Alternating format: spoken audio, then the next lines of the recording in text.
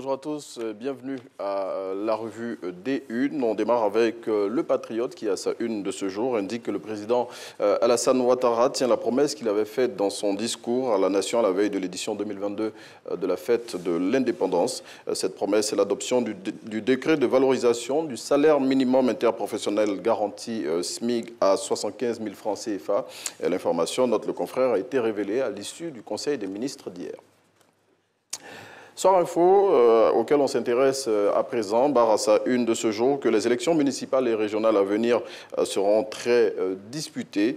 Le confrère justifie cette assertion en raison de la qualité des candidats qui vont représenter les principaux partis politiques nationaux lors de ces joutes électorales dans les différentes localités du pays. À titre d'exemple, il cite la région du Moronou, où le président du Front populaire ivoirien aura en face de lui l'un de ses proches. La prison à vie, c'est la peine requise contre les accusés de l'attentat de Grand Bassam dont le procès a débuté ici à Abidjan depuis le 30 novembre 2022. Selon l'Inter, c'est hier, lors du 7e jour d'audience de ce procès, que cette sentence a été proposée par le procureur de la République.